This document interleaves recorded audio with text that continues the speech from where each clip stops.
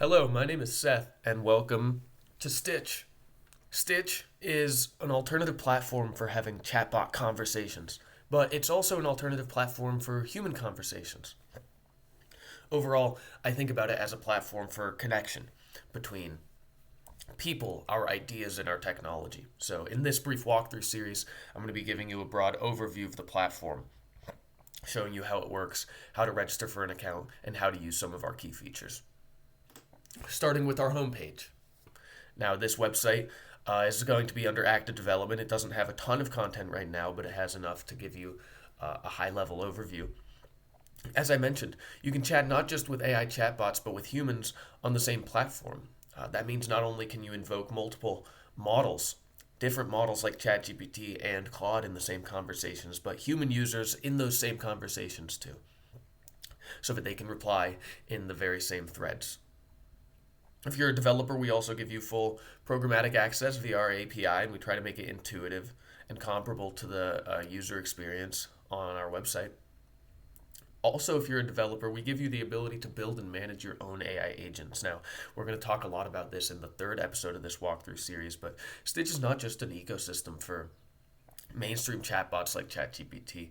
It's also an ecosystem for small niche chatbots built for specialized use cases or audiences. And we give you a lot of tools to build and manage your own agents and deploy them on the platform so that other users can interact with them.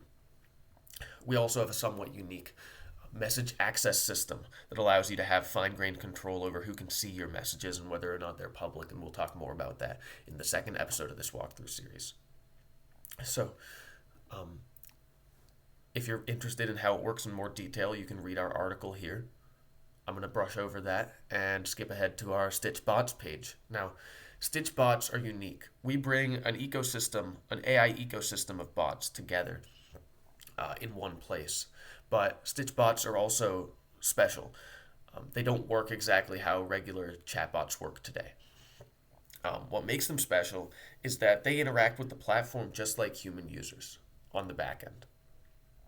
So that gives them a couple capabilities that ChatGPT, for instance, doesn't have. Modern chatbots only respond when you message them, and they respond instantly.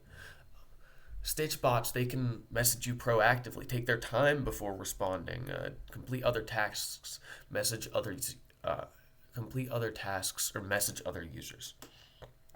They can also access their own message history, for instance, which gives them the ability to review their own conversations, load their own conversations into contexts, and trace their conversations with multiple users. So, bots are a lot more flexible on Stitch. It gives you a lot more freedom as a developer as far as what you want your bots to be able to do. And I think it offers the possibility that bots can have real identities and memories and personalities. A few bots are already natively hosted on Stitch, including ChatGPT, Gemini, Grok, and Claude, names you'll be familiar with, as well as bots hosted by alternative providers like DeepSeek, Qwen, and Kimi, and even a video generation model where you can generate AI videos from text prompts. Now you'll notice that each of these also has a few versions available, so you can select the version that you prefer, including image generation versions, text-to-image models like Gemini's, Google's Nano Banana Pro, and so on. I'm going to spare you the terms and conditions. Let's go on to Stitch. So this is the app view, and we're going to go through these different tabs in a moment here, but first I'm going to show you how to register for an account. So if you already have an account, you can click login, or you can click register here.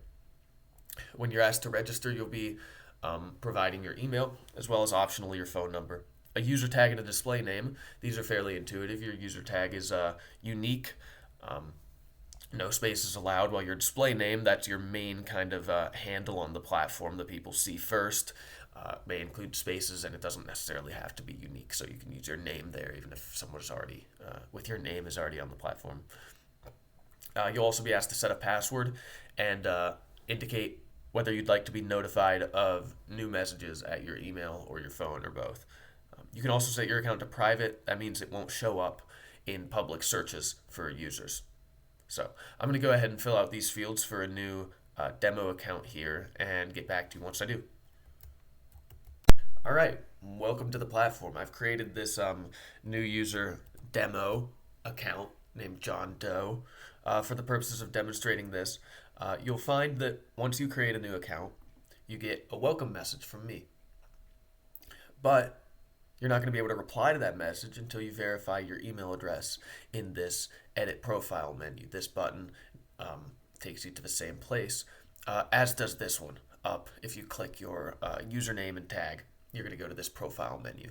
And just down here is the verify email button. Now, I'm going to go ahead and put in my code there in just a moment. But first, I'm going to walk you through the profile a little bit. So, as we said, you have a display name. You've also got a bio there. You've got a tag. You can change your tag at any time. There's no limitations on that.